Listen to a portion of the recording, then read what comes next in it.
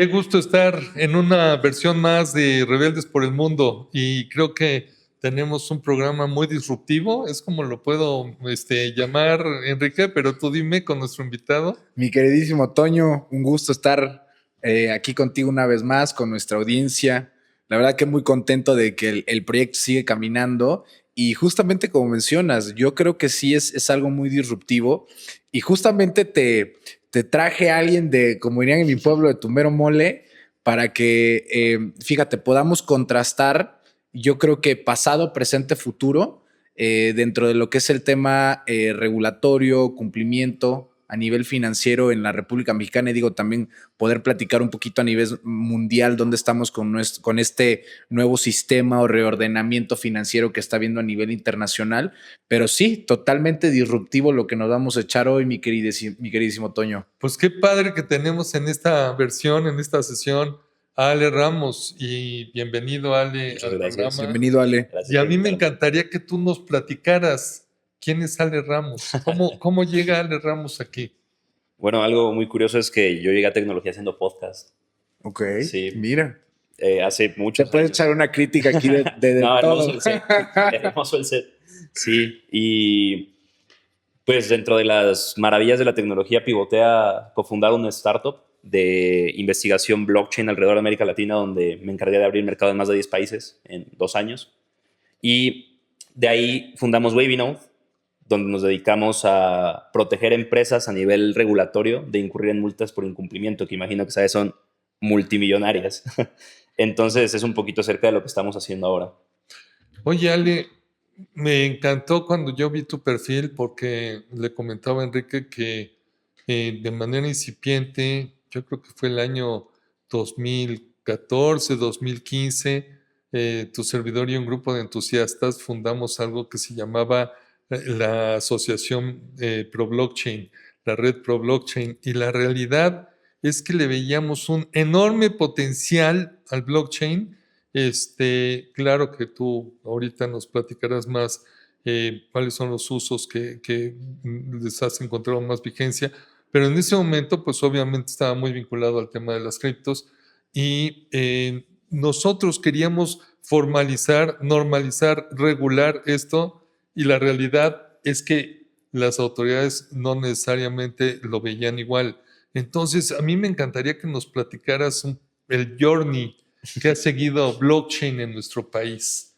¿Qué ha sucedido en estos años? Te digo más o menos 2014, 2015, 2016. Y hay varios abogados que están muy metidos en el tema y les encanta el tema, pero creo que nos hemos quedado muy cortos en la usabilidad o en las oportunidades que blockchain brinda. Entonces, me encantaría que nos platicaras cómo ha evolucionado esto en nuestro ambiente.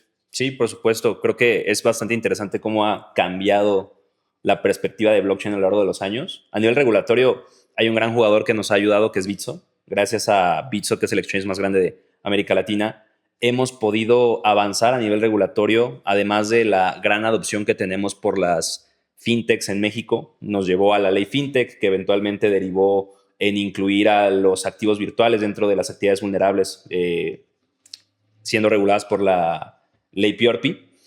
Y justo viendo esa adopción del regulador por parte de entender cómo funciona para evitar lavar dinero, es que nos hemos perdido muchas oportunidades de explotar la tecnología más allá del sistema financiero, como podría ser la tokenización de bienes, como podría ser lo que estuvo de moda en 2021, que fueron los NFTs, que es un voucher digital más que una imagen bonita dentro de Internet.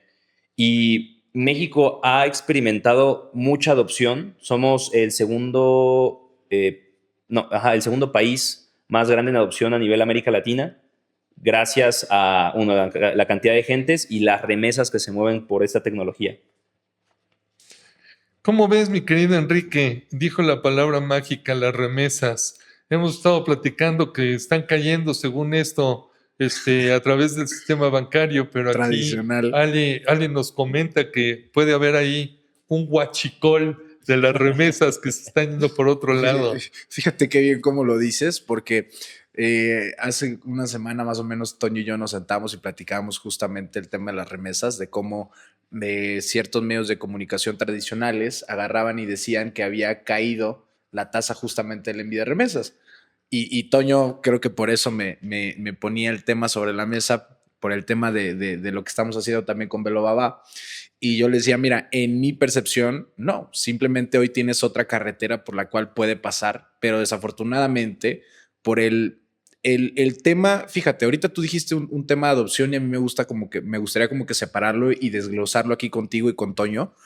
Yo creo que la adopción a nivel ciudadano está creciendo, pero yo creo que a nivel de las personas que conforman las dependencias de gobierno, que deberían justamente de poder entender, comprender, formarse necesariamente por la posición donde ellos están, y esto cómo demerita o cómo afecta de manera propositiva o negativa a los players, llámale las startups, ¿no? Que son pro blockchain, deberían de inviscuirse un poquito más para poder comprender esto. No voy a decir entes con los que tú me has platicado que trabajas, pero me da muchísimo gusto que justamente están haciendo por ahí su trabajo, buscando a personas como tú que realmente lo comprenden, lo entienden y pueden tener un punto crítico. Y hablando de lo que estamos diciendo, adopción, yo aquí pondría una cuña y me gustaría justamente mencionarlo o dialogarlo con ustedes dos. Para mí el problema entonces ya no es tanto la adopción, sino un tema de cumplimiento. Y ahorita esta tasa que tú mencionas muy interesante, México se está posicionando como el segundo país en Latinoamérica con mayor adopción, ¿ok? Obviamente lo hemos platicado tú y yo desde años pasados por temas de necesidad, de obviamente de ver cómo diversifico mi portafolio de mis activos, de mis pasivos personales para pues el día de mañana yo pagar pan, la leche, la tortilla, el pollo, ¿no? Pero Ale, Toño, me gustaría, por ejemplo, que ustedes me platicaran desde su percepción, si ya no es adopción y ahora es cumplimiento, pa dónde vamos, mi queridísimo Ale? No puede haber una adopción sin cumplimiento, Ok. porque las grandes instituciones financieras que ya tienen los millones de usuarios no van a confiar en tecnología que no está regulada y hay a quien reclamarlo. Porque era lo bonito de blockchain, ¿no? Puedes llegar, pierdes tu dinero y a quién le marcas, ¿no? A quién le gritas. Y acá, en este caso, ya se tiene que hacer porque ¿cómo vas a perder el dinero de cientos de millones de usuarios mexicanos, de usuarios latinoamericanos, de usuarios mundiales? Entonces no creo que vaya una sin la otra. No podemos crecer en adopción si no tenemos una regulación clara para los grandes jugadores. Y, por ejemplo, acabas de decirlo también, una regulación clara. Tú desde tu percepción, desde lo que están haciendo desde Wavy Note, ¿se te hace claro, se te hace ambiguo, se te hace que a lo mejor estamos como en una fase beta y es como que un piloto? ¿Cómo lo ves tú? Y a mí me gustaría ahondar en esa pregunta. Primero, muchos de los que estamos en el sistema tradicional, quizá no hemos registrado lo que hizo Kairos Research o lo que está haciendo hoy día Waving. Me gustaría saber qué es exactamente lo que estas entidades hicieron. Y tú dijiste que México es el segundo país más importante de adopción. ¿Qué data tienes para llegar a ese número? Me imagino que el primero sería Brasil, pero yo no he visto hard data de cómo puedes medir eso. No sé si nos pudieras platicar un poco de esto. Sí, bueno, la fuente de esa data principalmente viene del último reporte de Chainalysis, que es la empresa de investigación más importante del mundo, diría yo. Y ellos hablan en función de que, bueno, de entrada no se ahonda en el reporte, pero América Latina tiene diferentes niveles de adopción en función de para qué ocupan los activos virtuales. ¿En qué sentido? México lo ocupa, como dijo Enrique, para diversificar. Somos un mercado muy diferente a Venezuela, que también es un gran jugador en adopción, debido a que ellos se protegen de la inflación. Argentina también lo ocupa de la misma manera. Brasil, a diferencia de ellos dos, también se lo ocupa como parte de la diversificación y como métodos de pago. México es muy importante por el tema de remesas principalmente, y más porque tenemos este sesgo por las estafas que han pasado de que cripto es malo. Sin embargo, si el tenedor fue usado para comer y alguien lo ocupa para apuñalar, no es culpa del creador del tenedor. Entonces, eso es un poco de dónde viene la data y de en qué punto está la región en cuestión de adopción general. Y lo que nosotros hicimos en Kairos fue principalmente trabajar el tema de cómo comprender qué es la tecnología blockchain de una manera muy sencilla, a pesar de que fuesen conceptos muy complicados a nivel técnico. Fue lo que más nos ayudó a tener presencia en tantos países y hacer tantas cosas. De hecho, en 2023 cerramos el primer concurso de tecnología dentro de la Cámara de Diputados para implementar blockchain dentro del voto digital. Entonces es algo que hemos estado impulsando bastante, de cómo el agente regulador pueda comprender de manera adecuada el uso de la tecnología de manera efectiva dentro del sector público. Y con Wavy estamos haciendo ahora lo contrario. ¿Cómo ayudamos a las empresas que no comprenden la regulación porque en efecto no es clara? Es correcto. Para que puedan acercarse al regulador y sepan qué tienen que estar realizando, cómo tienen que reportar, qué umbrales tienen que cumplir, cuáles son los requerimientos que tienes que incurrir si eres una fintech que además opera con activos virtuales. Entonces, un poquito de lo que hemos estado haciendo también. Y por ahí, siguiendo la dinámica que proponía Enrique de conocer la regulación, en 2018, 19, 20, salí en 21, pero me tocó ser vicepresidente de política regulatoria y me tocó ver una discusión donde estaba el tema de quién podía controlar el volumen de criptos que están en nuestra economía. Y la Comisión Bancaria dijo, no, por aquí no. Banxico dijo, no, por aquí tampoco. Secretaría de Hacienda se volteó a ver y vio al SAT y dijo, tienen que pagar impuestos. No sé qué va a pasar, pero tienen que pagar impuestos. Entonces, te digo esto porque primero el balón se lo mandaron al SAT para que en la declaración el individuo manifestara su tenencia, pero a mí se me hacía bien curioso porque no había manera de cruzar esa tenencia contra qué estado de cuenta, contra qué información que pudiera tener el fisco. Entonces, a mí me gustaría saber de ese momento incipiente que me tocó ver a la fecha, cómo ha evolucionado esta regulación sobre criptos, cómo ha seguido embebida en el tema blockchain, si lo ha estado. Y la otra es, tú citaste algo que se me hace bien interesante, que es la ley, la LFPORPI, que es básicamente para las actividades de lavado de dinero, donde, como bien dijiste, la autoridad sabe que hay flujos de economía ilícita ahí, también sabe que hay de la economía lícita, pero no de dónde tiene la data para saber cómo poder establecer una mejor regulación sobre los intermediarios que están utilizando esto para giros que no son permitidos. Es muy larga la pregunta, por favor, pártela y como tú quieras abordarla, ¿no? Yo creo que en tema de dónde está el gobierno parado actualmente, el gobierno sabe perfectamente cómo funciona cripto. Lo sabe de pies a cabeza, porque se han tomado bastantes capacitaciones por personal de la UIF, por personal de las WIPES, por personal del SAT para comprender cómo funcionan estos flujos de dinero a nivel blockchain, que si bien es anónimo, se puede rastrear y saber a quién pertenece eventualmente al estar interactuando con algún exchange regulado como Velobaba puede ser. Y sabiendo que ellos saben cómo funciona, creo que ahora hace falta que las cabezas sepan cómo regularlo adecuadamente. Porque hablamos de la ley FPORPI, ¿no? Que solo te está diciendo que bajo un umbral, tú como institución tienes que presentar un reporte ante tu regulador de tu usuario. Pero vamos al caso contrario, el usuario no tiene que reportar a nivel contable de dónde viene ese ingreso. Entonces hay una discrepancia de, ok, estoy regulando a la empresa, a la entidad, pero no al usuario. Entonces, ¿cómo vamos a llegar a esa cruce de información? Porque puede que tú me reportes algo y el usuario me dice que es de otra cosa, y ahí hay una discrepancia que va a ser mala para el largo plazo.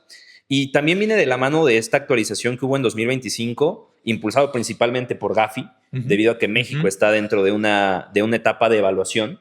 Y esa etapa de evaluación lo que está haciendo es corta cabezas. ¿Quién está detrás? Vamos a hacer casos de éxito dentro de esta regulación y los activos virtuales son de las principales, creo que la recomendación número 15 de Gafi. Y eso viene de la mano directamente de prevenir el corte de flujo de dinero ilícito que entra al país por ya sabemos qué tipo de actividades. No, y me encanta tu punto, porque ¿sabes qué, Enrique?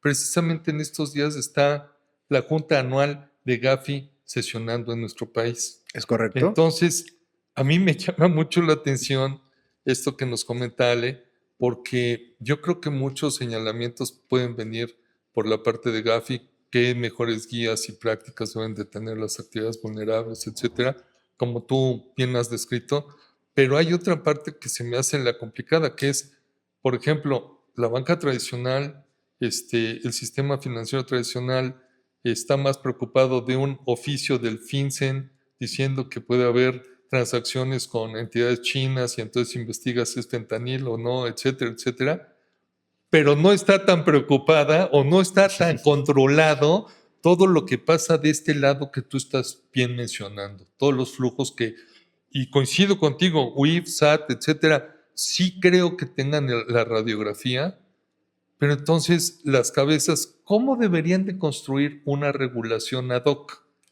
Porque además las cabezas son un montón de cabezas. Bastantes. Entonces, ¿tú qué has meditado sobre este tema? ¿Cómo debería de caer la manera de mejor controlarlo y ordenar el mercado? Considero que la mejor manera de regular el mercado es en la etapa en la que estamos actualmente, que se autorregule solo, que mueran los que tienen que morir, y posteriormente con los que quedan, que son los grandes, los que lograron sobrevivir esa primera oleada, permitir que ellos se acerquen a decir qué es lo que se necesita hacer. Porque siempre está primero el deber ser, ¿no? De las entidades. Y es por eso que Bitso llegó a tener tanta relación con gobierno, porque no había quien les explicase cómo funciona el juego. Ahora ya hay muchas empresas que operan con activos virtuales. Prácticamente todas las empresas van a empezar a operar con activos virtuales por debajo de la mesa. Sí. Al usuario no le interesa si tú te pagas con USDT y eso está corriendo en la red de Ethereum. No, a él le importa que haya pesos en su cuenta. Correcto.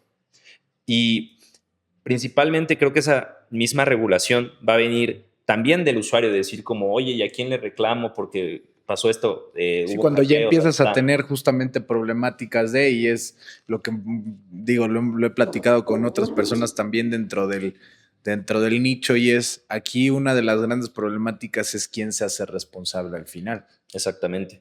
Y ahí es donde justamente, como tú dices, van cayendo por su propio peso los que no tuvieron, vamos a decir, no iría a ser el hilo negro, pero tener una estructura realmente con sentido y enfocada en una experiencia de usuario, más allá realmente a lo mejor de si la empresa es profitable o no es profitable en un inicio. E igual entra un punto muy importante y complicado, que es estar sobre regulados. Sí. Porque lo que mencionas, tienes que reportar en FinCEN, bajo la ley de Genius en Estados Unidos. Tienes que reportar bajo la ley FPRP en México. Tienes que reportar bajo la ley SAGRI-LAFTA en Colombia. Tienes que reportar en MiCA en la Unión Europea. Entonces, te empiezas a llenar de gastos que son cifras exorbitantes para empresas que están emergiendo y que dejan afuera competidores que van a hacer que el mercado también se regule a sí mismo. Sí. Déjame caer con el gran número de nuevos entrantes que están sucediendo, sobre todo en la operación de criptos. Chavos como ustedes, que quizá han visto los beneficios de las criptos, el tema de la descentralización, el tema de fácil intercambio, pero quizá no han visto lo que acabas de decir, que es toda la ventana de riesgo que puede haber, en el sentido de algo que tú dijiste muy claro y me encantó, porque en sentido económico tienes razón, antes de entrar a un mercado, en la ley FinTech pues venía el tema del sandbox, entonces como que primero que florezca el mercado, lo dijiste clarísimo, que mueran los que tengan que morir. Entonces, ¿cuál sería tu recomendación para esos chavos que están operando en esos exchanges y que no necesariamente pueden ir o con DUCEF o con la Procuraduría del Consumidor a reclamar si de pronto sucede algo? Creo que es una pregunta muy curiosa en función de dos puntos importantes. Les voy a contar una historia. Ok. Hace 2 años hubo una empresa en México que en su primer año de operación, de gente solo que le gustaba criptonada de adopción masiva, movió $500,000. Era un equipo de 3 personas que movieron $10 millones en menos de 12 meses. Iban a crecer, iban a levantar una ronda. Corte A, les queda una multa de $58 millones porque no habían reportado adecuadamente ante el regulador. Y ahí los usuarios... ¿Qué regulador? a la UIF. Porque el cumplimiento, la gente que está empezando a operar con cripto como empresa, no como usuario, debe de regularse. Y el founder me lo dijo directamente pensaba que el mínimo era necesario, pero no. La regulación y estar compliance es lo más importante que tienes que tener desde el día uno, porque te enfrentas a estos cargos. Y ahora unos jóvenes en sus 20 tienen una multa millonaria que están viendo de qué manera negociar con el gobierno, porque no lo sabían. Y ahora la otra parte de la historia, que es el usuario. El usuario que le gustaba esa solución. ¿Qué pasa si de repente nos quitan Nubank? Al usuario le va a dejar de gustar, le va a doler porque es algo que le estaba solucionando un problema. Sí. Entonces tenemos una vertiente separada en esta narrativa de qué es lo que va a suceder con la regulación, con la adopción masiva, con lo mismo de a quién le reclamo como usuario. ¿Le voy a reclamar al gobierno porque me quitó Nubank? ¿O le voy a reclamar a quién? Prácticamente no se puede. Y es un tema bastante importante que no nos detenemos a pensar porque no estamos tan apegados a lo que está pasando. Y desde Webinode lo que buscamos es hacer esa relación de decir, ok, no te preocupes, tienes este problema, nosotros conocemos al regulador para que te acerques. Muy bien. Bueno, digo, con esto creo que queda muy claro el mandato de que, no obstante, aparentemente no hay una regulación en el sentido de que en la ley FinTech te dice sí a criptoactivos, pero todavía no dice cuál criptoactivo no necesariamente estás exento de estar reportando tus operaciones. Y en ese camino, lo que te estoy entendiendo, y sobre todo pusiste un ejemplo que es clarísimo y que me gusta mucho, Nubank, que de ser Sofipo, quiere entrar a banco, pero todavía está atorado en medio, y tienes toda la razón, son millones de usuarios que gustan de esa forma de operar y que no necesariamente los han dejado pasar al otro lado. Entonces, estas implicaciones, y hago el repaso, Enrique, porque tú lo vas a enfrentar con Velobaba también. O sea, hay una situación donde el cliente está a gusto operando, le gustó la manera como hace banca, pero sí hay un tema donde las autoridades tienen que ser mucho más sensibles para ser proactivos y no reactivos y dañar un mercado que ya tiene millones de usuarios con ese jugador, ¿no? Creo que tocaste algo muy importante, ser proactivos en lugar de reactivos. Sí. No me acuerdo si fuiste tú con quien conversaba la industria del cáñamo. No fue conmigo. Hace muchos años, la industria del cáñamo se utilizaba para creación de diferentes materias primas que creaban todo un ecosistema económico dentro de México. Cuando se regula la prohibición de la marihuana, se prohíbe el cáñamo, no se prohíbe la marihuana. Entonces elimina todo un ecosistema económico que era benéfico para el país porque el regulador no comprendió que lo que debía regular era la sustancia, más no toda lo que genera la planta. Ya, o sea, como para decirlo a nuestra audiencia, es como hay diferentes tipos de maíces, ¿no? Así es. Y tú por nada más quieres realmente regular uno, porque es uno. Por ejemplo, ahorita está muy sonado a nivel internacional el tema del maíz transgénico, ¿no? Pero estamos hablando de ese en específico, ¿no? No de toda la naturaleza que hay detrás. Por ejemplo, yo me he topado aquí en la Ciudad de México ciertos lugares donde todavía venden maíz nixtamalizado y que hoy en día le ponen este subject de orgánico, ¿no? Porque pues no lleva pesticidas, no lleva todo lo que le ponen justamente a estos que están haciendo por toneladas con el fin justamente de exportar. Pero lo que tú mencionas, si tú quieres regular ese en específico, tienes que comprenderlo un poco más. Y mira qué curioso, yo no me sabía justamente cómo afectó todo esto. Comprendo lo que es el cáñamo en el fin justamente de cómo puede ser utilizado como materia prima para diferentes tipos de productos para consumidor y de los beneficios, ¿no? También en cuestión de la inversión que tienes que hacer, etc, etc. Pero creo que sí es algo que lo podemos conectar muy bien con lo que está pasando ahorita. Y justamente conecto lo que dices de ser proactivo, ser reactivo. Me identifico, Toño conoce gran parte de la historia de dónde nace Velobaba.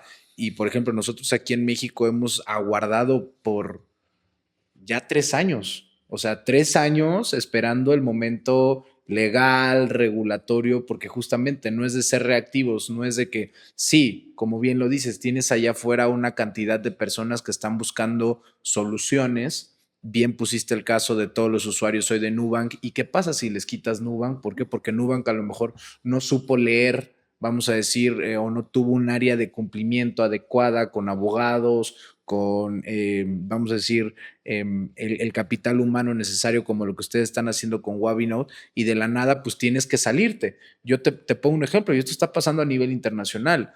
Nosotros en Europa, Belobaba, estábamos trabajando con un proveedor, no puedo decir la marca en específico, estaba con sede en Polonia, y por una situación justamente que se empezó a reordenar hace tres semanas, tuvimos una problemática hace 6 semanas.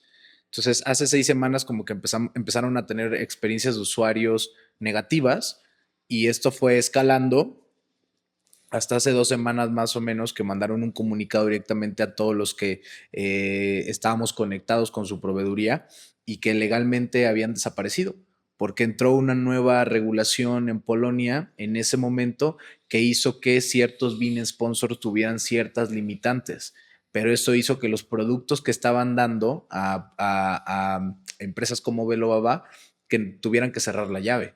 ¿Y qué pasó? Vivimos justamente eso que tú mencionas. Varios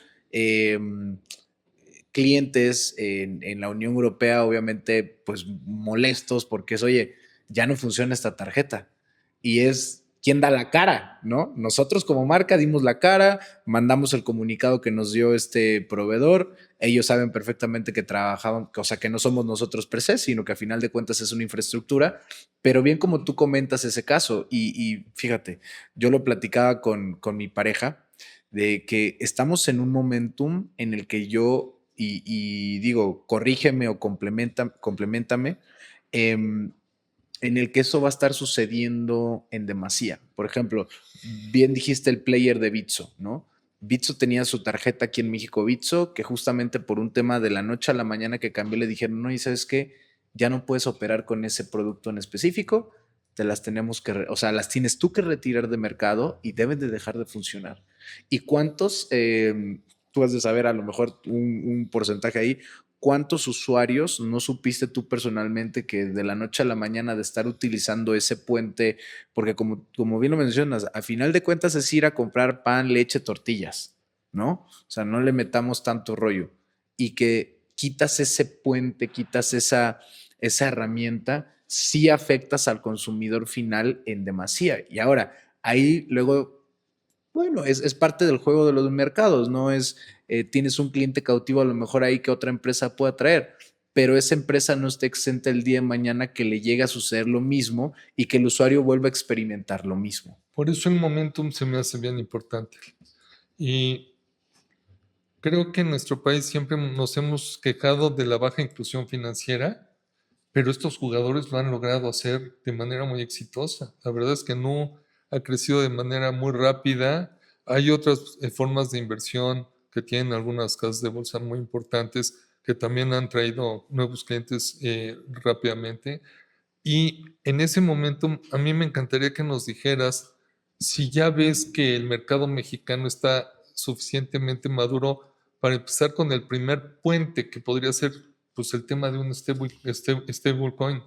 ¿Cómo ves que está ahorita la situación para que el propio Banco de México comience a decir, ¿sabes qué? Sí vamos a empezar con los criptoactivos, comienza el criptopeso y el criptodólar, eso sí se pueden empezar a tradear o comerciar en el sistema financiero regulado. Creo que eso es muy curioso porque la misma ley te lo dice, ¿no? CNBB tendría que decir, a partir de hoy, el USDT y MXNB, que es el peso, el stablecoin del peso mexicano de Bitso, va a ser una moneda legal, de curso legal en México. Y eso cambiaría el juego completamente. Pero creo que CNBB no lo va a hacer, a menos de que pasen muchas cosas, porque entramos en una dinámica muy complicada a nivel internacional, como la dependencia al dólar, que sabemos que tenemos una muy fuerte relación con él, que pues ahorita está perdiendo fuerza, pero quizá va a haber más apertura a la actividad virtual de la mano nuevamente con las instituciones financieras fuera del sistema tradicional, porque volvemos a lo mismo, o sea, BBVA está ya teniendo intercambio de criptoactivos en Europa. Ya puedes comprar cripto en Europa con BBVA y acá no podemos hacer eso por lo mismo, porque la misma regulación no te lo permite. México no está en un punto que te pueda hacer eso y México solo está haciendo como lo necesario para cumplir con lo que le está pidiendo el GAFI. A diferencia de Estados Unidos, que prácticamente Estados Unidos dijo, vamos a regular las monedas estables y Europa lo siguió. Y quizá está bien, porque es un buen experimento que nosotros podemos copiar para no poner en riesgo la economía del país. Y entonces ahí la pregunta sería, ¿es tamaño de economía o es medida de regulación? Porque hay países chiquitos como El Salvador que han tenido un full adoption y hasta ahorita creo que no ha sido tan complicado. Es algo muy curioso. Hace poquito estuve en El Salvador y la gente utilizó el cripto para gastarlo nada más. Porque Bitcoin no está diseñado para intercambio. Sí. Para eso están las stablecoins, que son maravillosas. Pero, la gente hablando con locales era como, no, pues me dieron la Chivocart, me parece que se llama, gastaron lo que les regaló el gobierno y hasta ahí quedó. Porque para ellos no es un trascendente más allá de su cotidianidad. Y sí llegan los extranjeros a gastar y comprar con Bitcoin y la experiencia, pero creo que El Salvador es un caso muy puntual. En México, la adopción va a venir por el uso de las monedas estables, Sí. como método de ahorro o como método de inversión. Y, por supuesto, para el envío de pagos internacionales y remesas. Sí. Sí, a ver, por ejemplo, en Emiratos Árabes hace 2 semanas, si no me equivoco, salió ya una moneda estable regulada en dirhams. Uh-huh. En Estados Unidos, por ejemplo, hay entidades. De hecho, en Velobaba tenemos un producto de ello, que es una wallet emitida por uno de los players y builders más importantes de la banca, desde lo tradicional hasta lo que se está haciendo con la Reserva Federal en Estados Unidos con el tema de los stablecoins. Y tú puedes pagar en esta wallet directamente con dólar digital desde la red de Ethereum. Entonces, es básicamente como lo que tú dices, en la Unión Europea tú podrías depositarte directamente a tu cuenta de BBVA. Aquí podría ser lo mismo si estuviera una moneda estable del peso regulado por Banxico, que tú te pudieras depositar on-chain directamente a tu cuenta en pesos mexicanos o a tu wallet en pesos mexicanos, sea de banca, sea de primer piso, o sea fintech, y que naturalmente se liquidara ahí y tú tuvieras justamente para ir y pagar.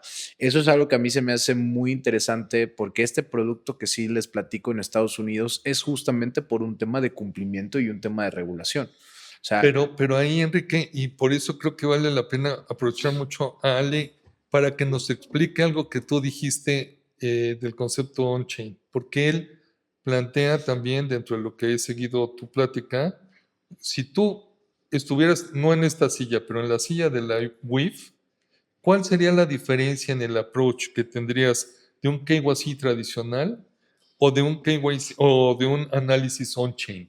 O sea, alguien que es lego como yo en estos temas, ¿cómo sería un análisis contra el otro? Creo que es un punto muy importante. Confío que en algún momento se van a estandarizar juntos. okay. Un KYC va a ir de la mano con un análisis on-chain cuando quieras abrir una cuenta en alguna institución bancaria, como checar el buro de crédito. Porque todo es trazable. Simplemente hay que hacer el travel rule, generar beneficiario final a la vinculación de esta billetera y las billeteras subyacentes con las que he interactuado. Porque, y eso es algo que también va a pasar, eventualmente se va a mezclar todo el dinero dentro de la blockchain, es algo estadístico, y te va a llegar un centavo de algún dólar ilícito. Sí. Y eso te va a generar que tengas un threshold, que de hecho ya lo están proponiendo el BID, el Banco Interamericano de Desarrollo, un threshold para poder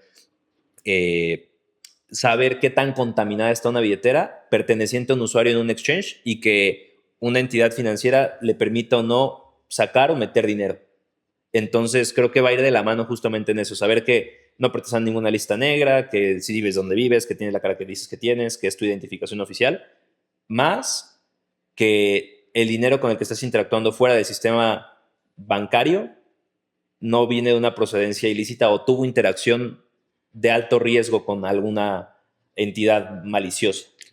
Y yo haría aquí una cuña, Ale, y justamente cuestionándotelo a ti. Digo, Toño, también a lo mejor lo que nos puedas comentar en tu uso, en tus experiencias, no sé si portas stablecoins o algún tipo de activo digital, pero a mí, inclusive en las empresas más grandes del mundo de exchange, me ha llegado, como tú dices, 1 centavo, 2 centavos que sí tienen un bot, ¿sabes? Y esto me lo enseñó alguien dentro de Velobaba, que es, la verdad, mis respetos. Un saludo a Cristian, ahí que está en la parte de cumplimiento. Y justamente yo estaba haciéndole un pago a él, a la billetera de la empresa, a una de las billeteras de la empresa, desde mi billetera. Y me dice, mira, chécate esto. Me dice, este es un bot. Y chécate nada más con quién ha interactuado tu wallet. Lo que yo te recomiendo, liquida toda esta wallet. Todo lo que tienes aquí, liquídalo y ábrete una nueva. Pero entonces ya comenzaron a hablar con temas que me llaman muchísimo la atención, porque ¿cómo detectarías tú el riesgo en una wallet? Nosotros, aquí el que está presente, el jefe de ingeniería, desarrollamos más de 10 algoritmos para detección de patrones dentro de la blockchain. Tú me mandas dinero a mí, yo estoy dentro del sistema de Velobaba y nuestro software automáticamente corre estos 10 patrones para identificar esa interacción que hubo entre nosotros y capas atrás para saber si tú tuviste un involucramiento. Quizá no tú, pero 5 billeteras atrás tuviste un involucramiento. Y nosotros generamos un tag de decirte como, oye, esta billetera tiene tanto por ciento de riesgo. Y de esa manera nosotros identificamos qué tan vulnerable puede estar el riesgo y también qué tanto quieres comer el riesgo, porque no podemos bloquear todas las transacciones que te llegan. Me encanta el punto porque eso es un punto disruptivo en temas de control. Hoy día es como que una forma de checklist, ¿no? Entonces tiene buró de crédito, check. O no lo tiene, pues tache. Incumplió con algún pago en la institución, tache. Entonces llega un punto donde o es blanco o es negro. Tú estás hablando de porcentajes de riesgo. O sea, no va a haber ni un rojo o ni un blanco ni un negro. Son grises. Y en eso los porcentajes son el apetito de riesgo que tú tengas. Así es.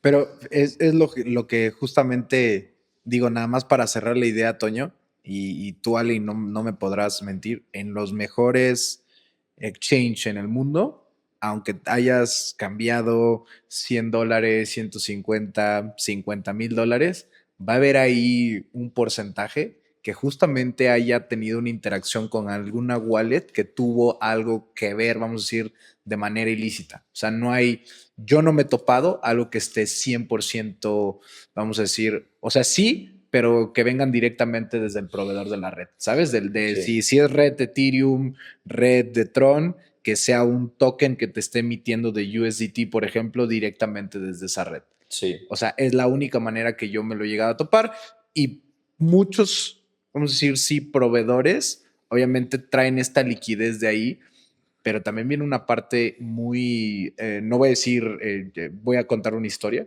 Y tú y yo estuvimos en un evento de esa empresa en específico. No voy a decir que lo vamos a dejar aquí así ambiguo. Pero yo conocí a alguien que justamente les apoyaba en Sudamérica con temas justamente de su on-off ramp. Y vamos a decirlo así, estaban con él justamente por el costo que tenía la liquidez. Uh-huh. Y lo digo así, me queda claro que a lo mejor podría haber ahí algo que fuera demasiado gris, ¿no? Pero estamos hablando justamente de los players más importantes en el mundo. Y ahí tú diste algunas referencias de multas que tú has conocido, pero en el mundo regulador me acuerdo de haber ido a algunos foros donde me decían, en el foro FinTech XYZ hay más de 600 FinTechs en el mercado. Y decías, a ver, no puede ser si acabamos de autorizar la número 60, entonces, ¿qué pasó? Y entonces te dicen, bueno, es que de medios de pago hay tantos, de crowdfunding hay tantos, pero Agritech tenemos tantos, InsurTech tenemos tantos, etcétera, etcétera, y juntaban los 600. Yo lo que te quiero preguntar es para todos los emprendedores que están en el mundo fintech, que han seguido trabajando con fintech muy exitosas, ¿qué recomendaciones les darías de multas que tú ya viste que sucedieron? Tú dijiste algo muy claro que es, deberías de haber reportado a la UIF. Creo que eso es bien importante. Otra recomendación que diste, establece un área sólida de cumplimiento. Creo que eso es valiosísimo. ¿Algunas otras que tú creas que vale la pena para evitar las multas que has conocido? Creo que una de las más básicas y que no todos tenemos en cuenta cuando empezamos a emprender, que es crear una empresa. Tener una figura legal que te ampare y que sea quien sea el acreedor de las multas o del problema legal, porque si no la tienes vas a ser tú. Y si eres tú, eres cárcel. Entonces, crea una empresa. Es de las cosas más importantes que podría decirles. Y acércate a gente. Algo que he aprendido mucho es que pidiendo ayuda, te la dan. Y fíjate, voy a comentar algo aquí porque esto sí es algo que a mí me ha gustado mucho de la comunidad blockchain en México.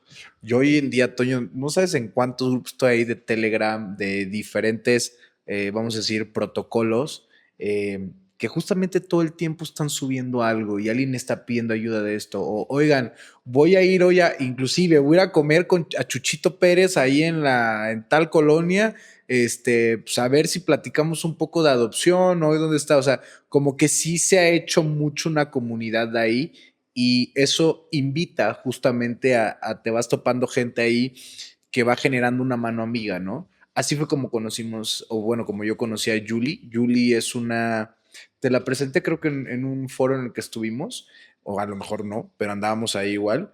Ella tiene una como IP Powerhouse, justamente que está enfocado en inteligencia de la propiedad, con smart contracts. Y ella se enfoca solamente en arte popular. Y se me hace se llama ¿Manantial Blanco? Manantial Blanco, Sí. exactamente. Le mandamos un saludo. Ah, bueno, pues le mandamos un saludo ahí a Julie, justamente. Creo que ya cambió el nombre. Ajá, ya cambió de nombre, ya lo cambiaron. Sí. Bueno, pero para centralizar todo lo que está haciendo por ahí Yuli, que es sumamente muy interesante, que le deseamos la mejor de las suertes, que le esperamos aquí en un próximo capítulo junto con Ale para que echemos más cotorreo. Pero sí, justamente ella me lo decía una vez y se ríe, me dice, es que Enrique, todo lo que te topas hoy en blockchain, pagos, ¿no? Entonces yo como que dónde encuentro una manera de hacer algo que se salga un poco justo de ese molde. Y es sumamente para mí muy interesante también el caso de Yuli, porque Yuli ha crecido mucho porque ha sabido usar la comunidad que hay dentro del ecosistema.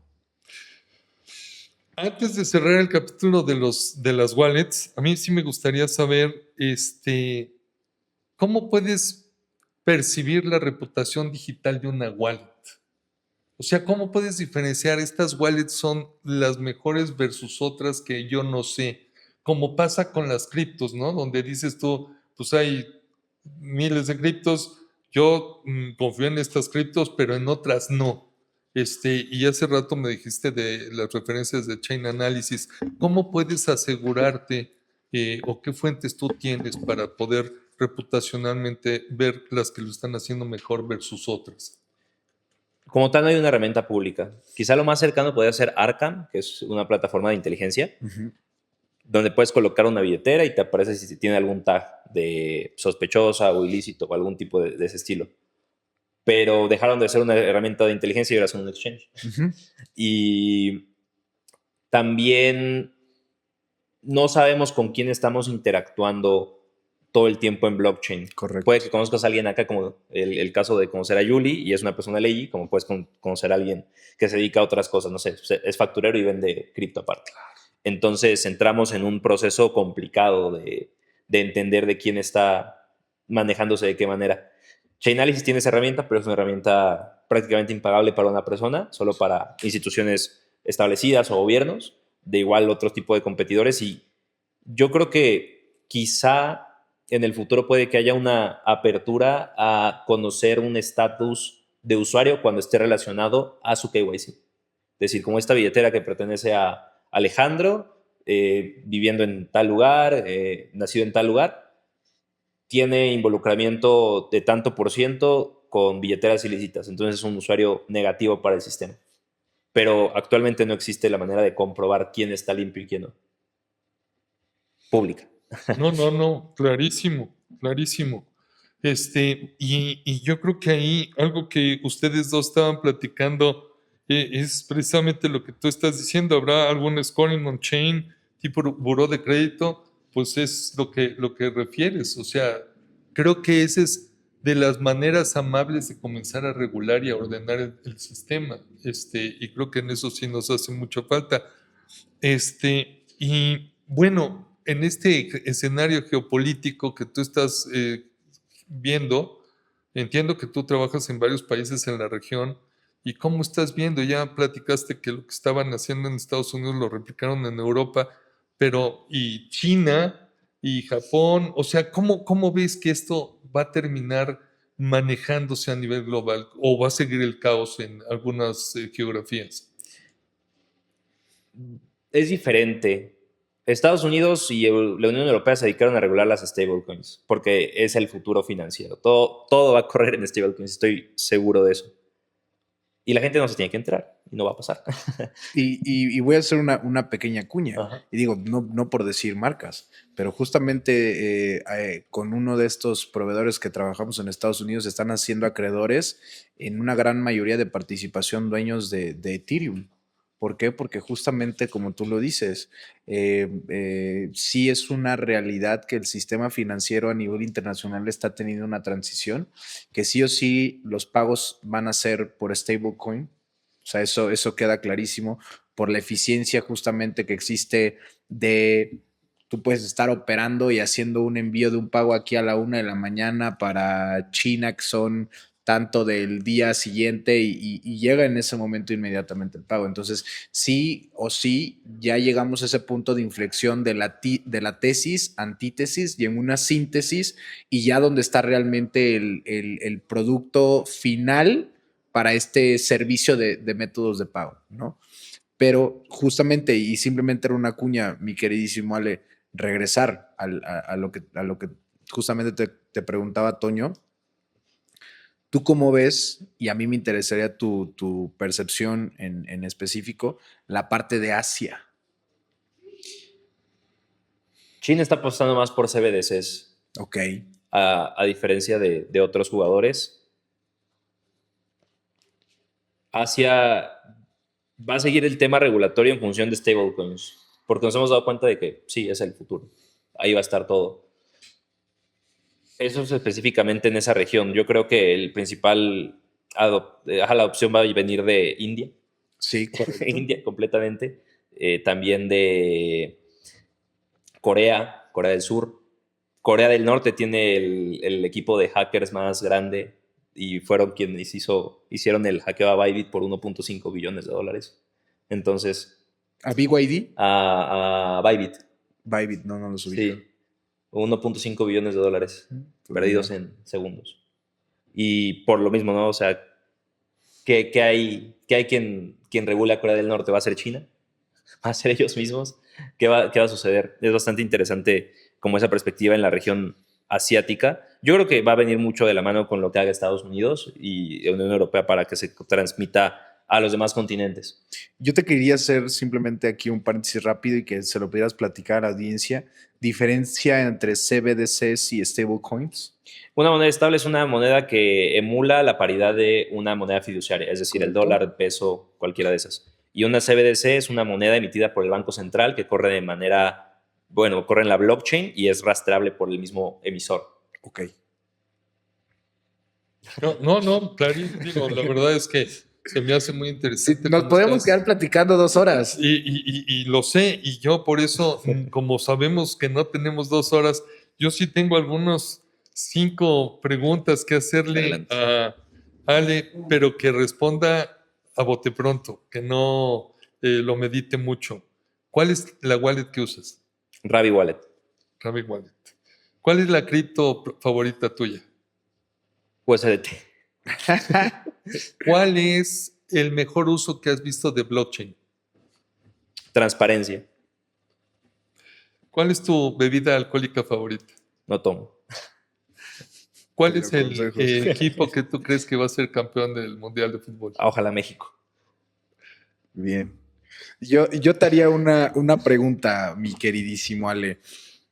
La próxima crisis en el tema, vamos a ir de criptoactivos, blockchain, ¿será por fraude o será por incumplimiento?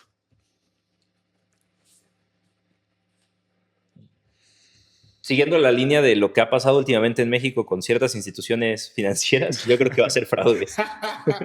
Sí, porque por el cumplimiento está, pero Sí, pues en cumplimiento íbamos. Pues mira, la verdad que un placer tenerte por aquí, mi Ale. Ojalá que la repitamos. La verdad que me gustó mucho lo que nos echamos el día de hoy. Creo que está muy interesante, Toño, para también seguirla desglosando en siguientes capítulos. Este proyecto, Ale, nació ya hace, ya vamos para 2 años. Ujú. Y fíjate, me encanta porque yo sí le he dado como que el timeline de dónde empezamos a platicar, dónde estaba la adopción, dónde estaba la formación, dónde estábamos en cumplimiento y dónde va caminando hoy. Y la verdad que eso a mí me da un muy buen sabor de boca porque, pues, como dice el dicho, ¿no? Ves la luz al final del túnel. Entonces, como que de esta situación que era tan gris, cuando tú y yo empezamos igual a platicar, Toño, yo creo que hoy estamos viendo un caso ya de uso específicamente en México, porque ves que tú y yo hablamos de Argentina, de El Salvador, de otros países, y ahorita ya México es una bolita de nieve que va cayendo en picada y se va haciendo más grande y vamos teniendo más players, más builders, más personas justamente como Ale, y como yo te lo platiqué, lo que yo le tengo una admiración a Ale es la corta edad que tiene, porque sí, se ve como de 30 audiencia, pero no, tiene 25 años, pero es porque está ahora sí que en el frente de la batalla y es muy importante, ¿no? Y a mí la verdad me da muchísimo gusto. Fíjate, yo empecé en el tema de activos digitales en 2016 aquí en México. Y ahorita han pasado 10 años. ¿Y dónde era? En ese entonces era, tenías que ser cripto bro, ¿no? Hoy en día ya no. Hoy en día ya nos estamos dando cuenta de cómo el ciudadano promedio o el empresario, etcétera, ya estamos viendo aquí diferentes casos de usos en diferentes días a días, ¿no? Entonces, la verdad que muy interesante, Ale. Te esperamos aquí, obviamente, para una segunda sesión porque va a valer la pena que tengamos una parte 2 contigo, que también ahí se nos incluya tu ingeniero, porque creo que a lo mejor nos podemos echar ahí también una parte muy técnica, ¿no? Muy de nicho, eso sí sería muy de nicho, pero creo que todo eso va a seguir fortaleciendo lo que está pasando aquí en México. Y pues bueno, no sé si quieras compartirle a tu audiencia tus redes sociales, Wavy adelante. ¿Es ahora o nunca? De entrada, muchas gracias por invitarme. Muy buena plática, bastantes preguntas interesantes que dan para pensar acerca de para dónde va el mundo. Vamos a tener una contigo sobre la banca 3.0, porque verdaderamente asumo que no eres economista, cosa que te permite con frescura ver muchos de los temas que están pasando y de la disrupción en los mercados. Tocaste la baja del dólar, se me hace muy interesante cómo está reconformándose el valor de las monedas y creo que sí vale la pena que platiquemos sobre esta evolución que va a tener la banca formal. Ahora que dijiste que no tomabas, pues yo dije, ¿y qué hobbies tendrá? Pero pues ya no voy a preguntar qué videojuegos son los que él prefiere, ¿verdad? Hago parkour desde hace 10 años. Parkour. Muy bien. Sí, entonces mejor me distrae.